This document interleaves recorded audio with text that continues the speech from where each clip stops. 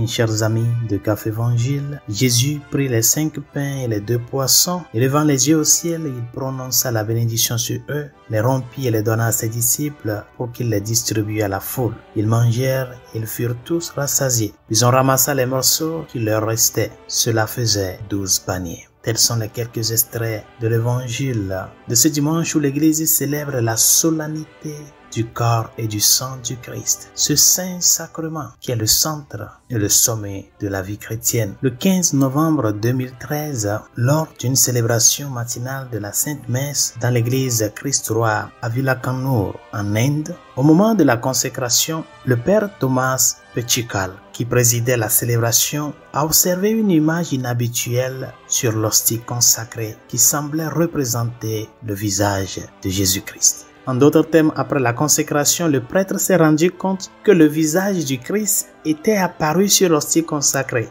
ce qui n'était pas le cas avant la consécration. Et comme il est de coutume, dans ce genre de situation, le cas a été rapporté au Saint-Siège par le nonce apostolique qui était en Inde. Et comme elle l'a toujours fait, l'Église, une fois informée, a agi avec diligence dans les premiers instants de l'événement. L'hostie a été soigneusement conservée et soumise à une enquête approfondie, comprenant des examens théologiques, scientifiques et médicaux afin d'écarter toute explication naturelle ou fraude. Je le répète, je vous parle d'un fait qui s'est produit en 2013, donc d'un événement récent. Je ne suis pas en train de parler de quelque chose du 12e ou du 13e siècle. 2013. Et après 12 ans d'analyse rigoureuse, l'archevêque indien Joseph Pamplani a officiellement annoncé le 9 mai dernier, le 9 mai 2025, le lendemain de l'élection du pape Léon XIV, l'archevêque indien Joseph Pamplani a officiellement annoncé que le Saint-Siège avait officiellement reconnu cet événement comme un miracle eucharistique. Qu'est-ce que cela voudrait dire? Qu'il n'existe aucune explication naturelle à ce qui s'est produit. Son caractère surnaturel est ainsi confirmé et la croyance en la présence réelle de Jésus-Christ dans l'Eucharistie est renforcée. Un miracle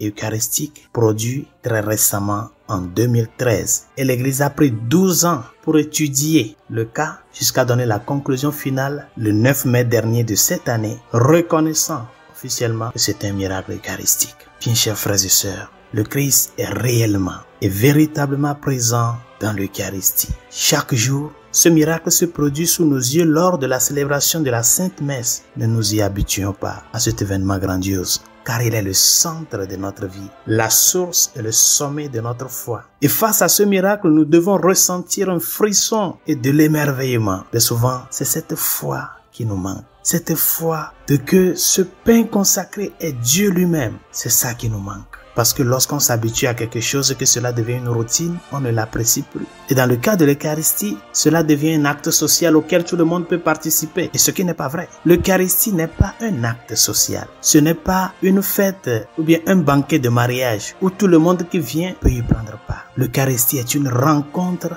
avec le Dieu vivant et véritable, comme nous le montre le miracle qui s'est récemment produit en Inde. C'est le Christ lui-même. Et au cours de chaque messe, c'est le même miracle qui se produit. Chers amis, quels fortunés nous sommes que Dieu soit descendu et qu'il descende parmi nous. Mais ne l'oubliez pas, avant d'être un banquet et une communion, l'Eucharistie est avant tout un sacrifice. L'Eucharistie est avant tout un sacrifice. Et si nous avons conscience que c'est un sacrifice, nous qui connaissons le contexte sacrificiel, quand on immole un animal en sacrifice, ce n'est pas tout le monde qui prend part à ce sacrifice. Si tu n'es pas préparé, tu ne peux pas manger de l'animal sacrifié. C'est un sacrifice. Ne l'oublions pas. Ce n'est pas un banquet où tout le monde peut aller et recevoir à n'importe quel état. Ne recevez pas l'Eucharistie en état de péché mortel. Faites justice au Seigneur en vous préparant dûment par le sacrement de la confession et enseignez à vos enfants et à vos petits-enfants à faire de même afin que chaque rencontre eucharistique soit un motif de gratitude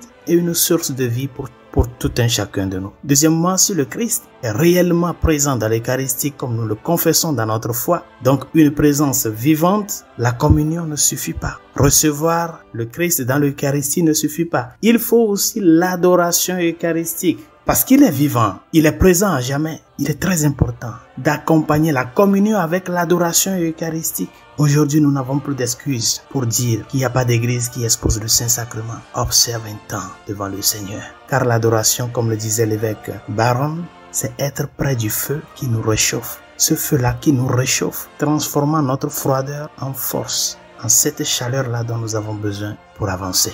Chers frères et sœurs, le bienheureux Carlo Acuti disait que l'Eucharistie est l'autoroute pour le ciel. Prenons cette autoroute-là en étant dans des conditions bien préparées afin qu'elle puisse nous amener à bon port dans cette rencontre avec Dieu le Père dans l'unité du Saint-Esprit pour les siècles des siècles. Amen. Bonne journée, bonne fête du Saint-Sacrement à tous et à chacun.